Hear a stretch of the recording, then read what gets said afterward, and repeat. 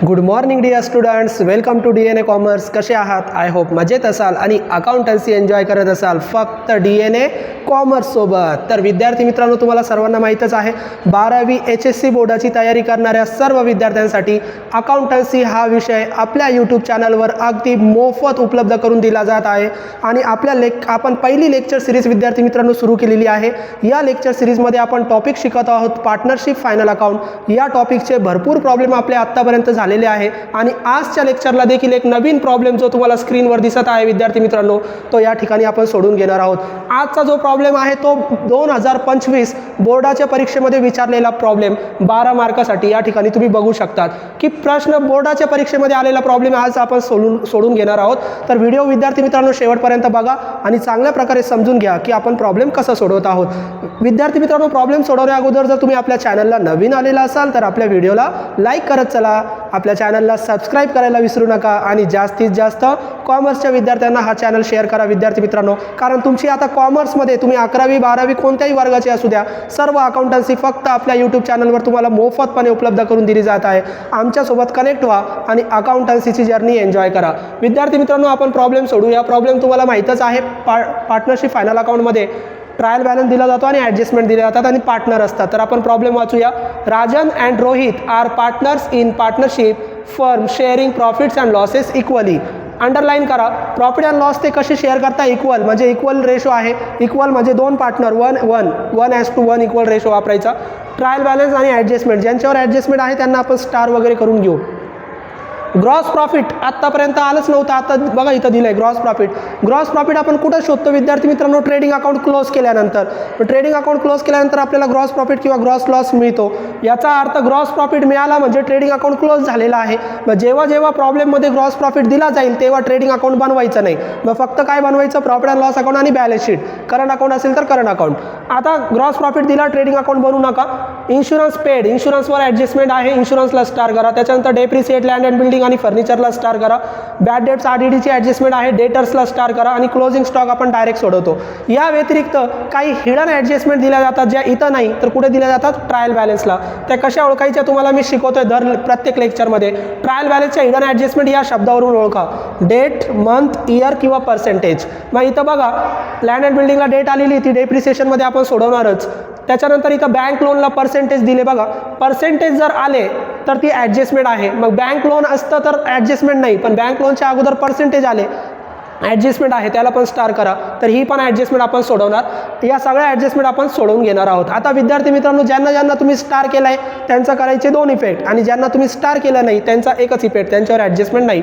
आता सगळ्यात महत्त्वाचा प्रॉब्लेम कोणत्या मेथडनुसार सोडवायचं? फ्लक्च्युएटिंग कॅपिटल का फिक्स कॅपिटल? तर मी तुम्हाला ट्रिक सांगितली. सगळं ट्रायल बॅलन्स बघा. ट्रायल बॅलन्समध्ये करंट अकाउंट असेल तर करंट अकाउंट बनवा, करंट अकाउंट नसेल तर करंट अकाउंट बनवू नका. ट्रायल बॅलन्स तुम्ही बघू शकतात, करंट अकाउंट दिलेला नाही, मग करंट अकाउंट बनवू नका. मग फक्त काय बनवा? ट्रेडिंग, प्रॉफिट अँड लॉस आणि बॅलन्स शीट. त्याचपैकी ग्रॉस प्रॉफिट दिला म्हणजे ट्रेडिंग पण बनवायचं नाही, मग फक्त प्रॉफिट अँड लॉस अकाउंट आणि बॅलन्स शीट एवढंच बनवायचं. करंट अकाउंट बनवायचं नाही कारण करंट अकाउंट दिलेला नाही. इथं तुम्ही बघू शकतात you are required to prepare profit and loss आणि balance sheet. Profit and loss account आणि बॅलन्स शीट एवढंच बनवायचं आहे. करंट अकाउंट दिलेला नाही, करंट अकाउंट बनवायचं नाही. म्हणजे आपण सगळे इफेक्ट कॅपिटलमध्ये ॲडलेस करणार. कॅपिटलचे ॲडजस्टमेंट आणि नेट प्रॉफिट नेट लॉस आपण कॅपिटलमध्ये ॲडजस्टमेंट ॲडलेस करणार. याचा अर्थ कॅपिटल बदलणार म्हणजे फ्लक्च्युएटिंग कॅपिटल मेथड आहे. तर येऊया आपण विद्यार्थी मित्रांनो प्रॉब्लेम सोडवूया. प्रॉब्लेम सोडवण्याची टेक्निक तुम्हाला माहिती आहे. आपण अगोदर डेबिट बॅलन्सेस सोडवतो. डेबिट बॅलन्स म्हणजे एक्सपेन्सेस किंवा असेट. जर असेट असतील तर बॅलन्स शीटला रेकॉर्ड करा, एक्सपेन्सेस असतील तर डेबिट साईडला रेकॉर्ड करा. ट्रेडिंग किंवा प्रॉफिट अँड लॉस. आता ट्रेडिंग नाही तर प्रॉफिट अँड लॉसच्या डेबिटला रेकॉर्ड करा. तर चला सोडूया. आता आपण इथं प्रॉफिट अँड लॉस अकाउंट तयार केलेला आहे. इन्शुरन्स आपण खर्च आहे, खर्च कुठं रेकॉर्ड करतो? प्रॉफिट अँड लॉस अकाउंटच्या डेबिटला. तर इथे लिहा टू इन्शुरन्स. इन्शुरन्सवर ॲडजस्टमेंट आहे म्हणून इनरला लिहा इन्शुरन्सची अमाऊंट 30,000. तर ॲडजस्टमेंट वाचा आणि ओळखा. Insurance paid for 15 month with effect from 1 April 2019. 1 April म्हणजे आपला वर्षाची ओपनिंग डेट आहे. 1 एप्रिलपासून इन्शुरन्स पेड केला, 15 महिन्यासाठी पेड केला. मी तुम्हाला प्रत्येक लेक्चरला शिकवतो हिडन ॲडजस्टमेंट सोडवताना. आपण जे फायनल अकाउंट बनवतो तो फायनल अकाउंट फक्त 12 महिन्यासाठीच कन्सिडर करतात. 12 महिन्यापेक्षा जास्त किंवा कमी जर पिरियड दिला तर ते ॲडजस्टमेंट म्हणून कसं सोडवायचं? तर 12 महिन्यापेक्षा जर जास्त दिलं किंवा 12 महिन्यापेक्षा कमी पण देऊ शकतात. जास्त दिला तर जे जास्त दिलं ते प्रीपेड आहे आणि कमी दिलं तर कमी दिलं म्हणजे ते आउटस्टँडिंग आहे. आता 15 महिने म्हणजे 12पेक्षा जास्त आहे म्हणजे कशाची ॲडजस्टमेंट आहे? प्रीपेड. आपण ओळखली ॲडजस्टमेंट कशाची आहे? प्रीपेडची. मग प्रीपेड किती महिने जास्त आहे? तर 12पेक्षा 15 दिले, 12पेक्षा किती महिने जास्त आहे? 3 महिने. याचा अर्थ आपल्याला प्रीपेड सोडवायचं किती महिन्यासाठी? 3 महिन्यासाठी, 3 मंथ. मग 3 महिन्याचं प्रीपेड काढायचं. ते कसं काढायचं? तर त्याच्यासाठी प्रत्येक महिन्याची अमाऊंट काढावी लागेल. मग इन्शुरन्सची अमाऊंट बघा 30,000. इथंच मी तुम्हाला दाखवतो सोडून. इन्शुरन्सची अमाऊंट किती? 30,000. आता प्रत्येक महिन्याचे काढायचे म्हणजे एका वर्षात असतात 12 महिने. मग प्रत्येक महिन्याचे काढायचे तर 12ने भागा. मग 12ने भागा. मग 30,000ला 12ने भाग दिलं. 12 2 24. त्याच्यानंतर 6 उरले आणि हे 0. 6 12 पंचे 60. 2,500 म्हणजे किती आलं? 2,500 अमाऊंट आली. आता जी अमाऊंट आली ती एका महिन्याची आहे. आपल्या किती महिने पाहिजे? 3 महिने. मग 2,500ला फक्त 3 महिन्याने गुणा. मग किती येणार? 7,500. एवढं आपण प्रीपेड सोडवला विद्यार्थी मित्रांनो. मग प्रीपेड किती आला? 7,500. 3 महिन्यासाठी जर काढायचं असेल तर एका महिन्याची काढा, त्याच्यानंतर त्याला 3ने गुणा. मग 7,500 प्रीपेड आहे. चला प्रॉब्लेममध्ये सोडूया. प्रीपेड आपण काय करतो? तर प्रीपेड आपण लेस करतो. आउटस्टँडिंग ॲड करतात. मग प्रीपेडचा पहिला इफेक्ट ज्याच्यावर प्रीपेड आहे त्याच्यातून लेस करा. मग लेस प्रीपेड. आणि किती महिन्याचे प्रीपेड काढले ते कंसामध्ये लिहा. 3 मंथ. किती आले होते? 7,500. वजा करा. आउटरला लिहा 22,500. या पद्धतीने प्रीपेडची ॲडजस्टमेंटचा पहिला इफेक्ट झाला. ॲडजस्टमेंटचा दुसरा इफेक्ट करावा लागेल. प्रीपेड पहिल्यांदा लेस करतात, दुसऱ्यांदा असेट साईट. मग असेट साईडला रेकॉर्ड करा. असेटची सुरुवात फिक्स असेटने होते. मग फिक्स असेटसाठी 5-6 लाईन सोडा आणि लिहा prepaid insurance. Prepaid insurance 7,500 direct outer column. संपलं. प्रीपेडची ॲडजस्टमेंट आपण सोडवली विद्यार्थी मित्रांनो. 7,500. त्याच्यानंतर पुढचं इन्शुरन्स नंतर ट्रायल बॅलन्स बघा. इन्शुरन्स नंतर land and building. Land and building आपली असेट आहे. फिक्स असेटसाठी आपण वरती जागा सोडली. मग इथे लिहा land and building.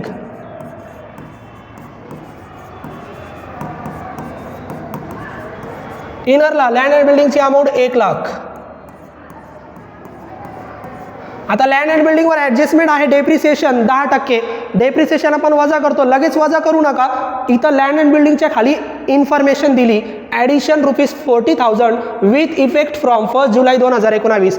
Land and बिल्डिंगमध्ये ॲडिशन म्हणजे extra land and building purchase केली 1 जुलैला कितीची? 40,000. असा सेम टू सेम प्रॉब्लेम आपण लास्ट लेक्चरमध्ये सोडवलेला आहे. असं जर ॲडिशनची इन्फॉर्मेशन दिली असेटमध्ये तर 2 असेट तयार होतात आणि 2 डेप्रिसिएशन तुम्हाला काढावे लागतात. तर लगेच डेप्रिसिएशन वजा करू नका. अगोदर वर्किंग नोट सोडवा. मग इथे नाव द्या वर्किंग नोट. वर्किंग नोट कशावर सोडवताय? Land and building.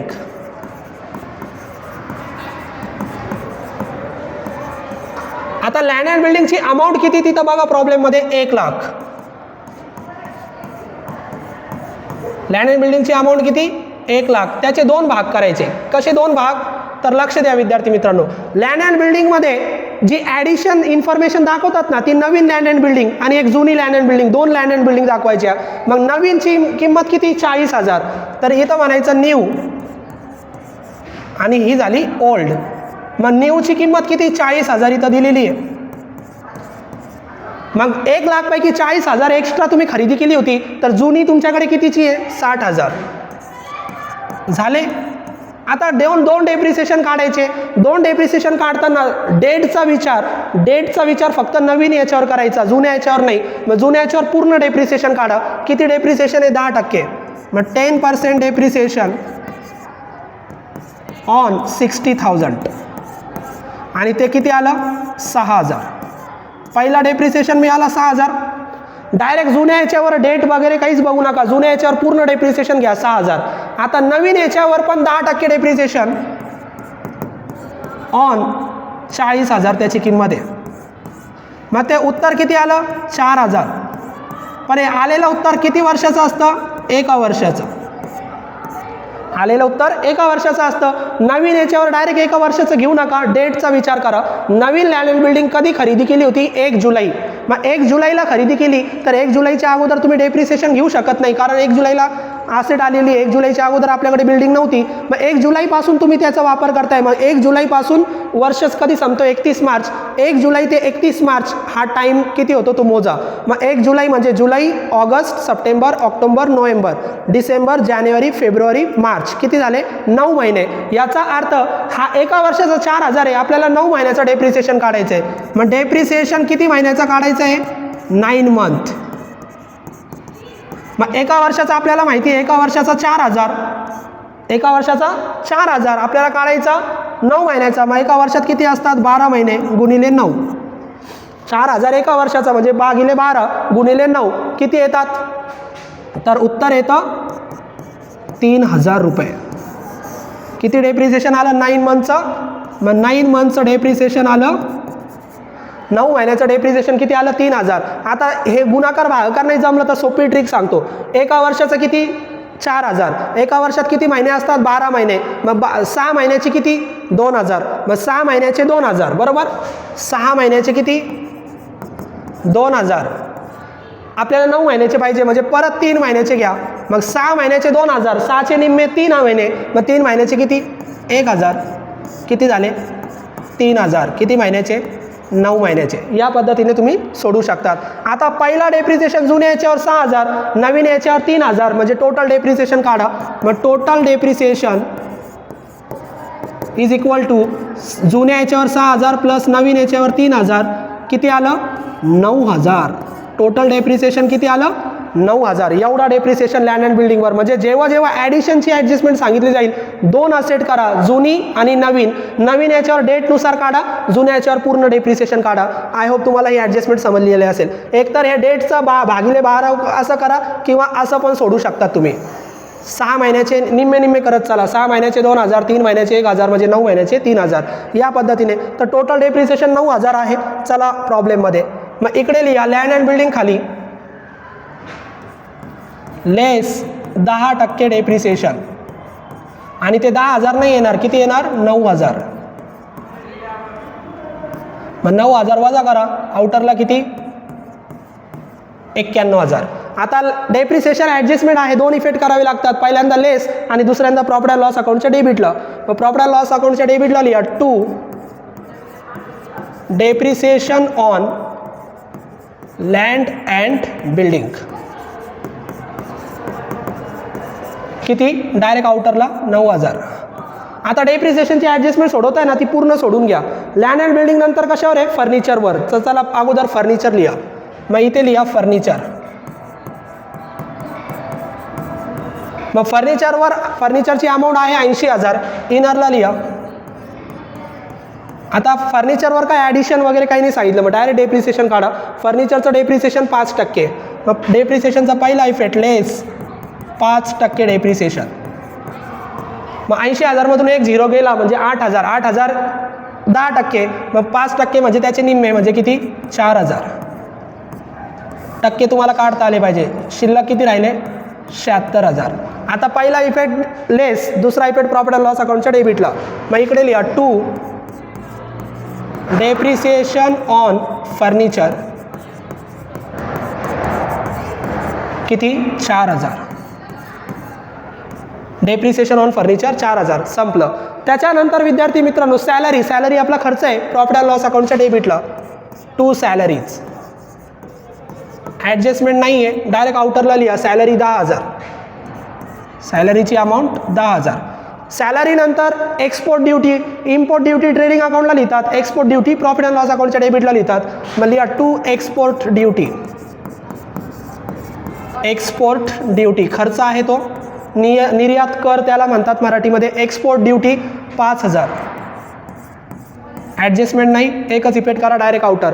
Interest discount commission मी तुम्हाला सांगितलं. डेबिटला आले तर डेबिटला लिहा, क्रेडिटला आले तर क्रेडिटला. मग इंटरेस्ट डेबिटला आलं, डेबिटला लिहा 2 इंटरेस्ट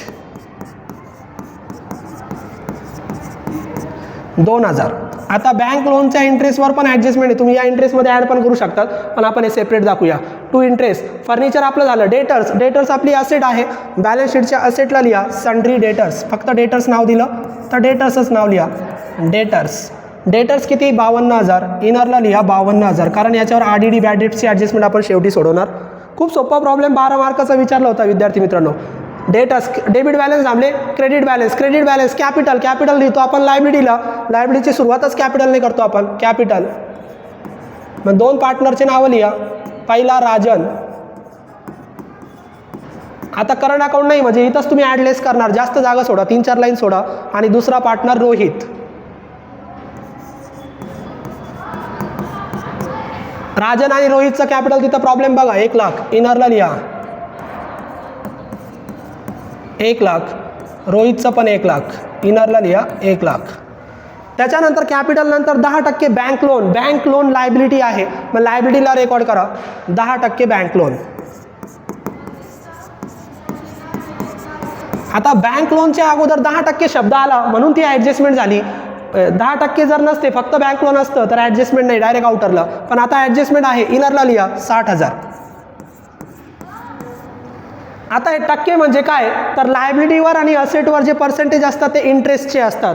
मग काय करायचं, इंटरेस्ट असेटला सोडवा किंवा लायबिलिटीवर सोडवा, इंटरेस्ट नेहमी ॲड करतात. मग लिहा ॲड. इंटरेस्टचा पहिला इफेक्ट ॲड. किती टक्के, तर हे टक्के बघा इथं दिलेले, 10% इंटरेस्ट, 10% इंटरेस्ट. आता 60,000वर 10% येतात 6,000. मुलं लगेच लिहितील 6,000, लगेच लिहू नका. इंटरेस्टच्या खाली इथं इन्फॉर्मेशन दिलेली बघा, taken on 1 October 2019. Bank loan कधी घेतला, 1 ऑक्टोबरला घेतला.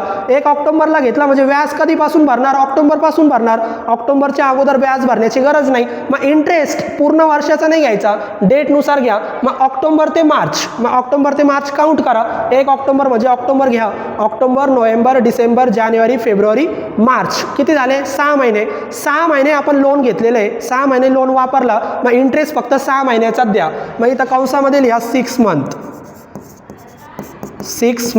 आता 10%, 1 0 कट करा, 6,000. आलेलं उत्तर एका वर्षाचं असतं, म्हणजे एका वर्षाला 6,000, तर 6 महिन्याला किती, त्याचे निम्मे किती, 3,000. मग 3,000 ॲड करा, आउटरला लिहा 63,000. समजलं. आता जर डेट दिली नसती तर आपण मंथ घेतलेच नसते, डायरेक्ट 6,000 इंटरेस्ट आला असतं. पण डेट दिली, डेटनुसार लोन किती महिन्याचा होतो, 6 महिन्याचा, मग 6 महिन्याचाच इंटरेस्ट घेतलं.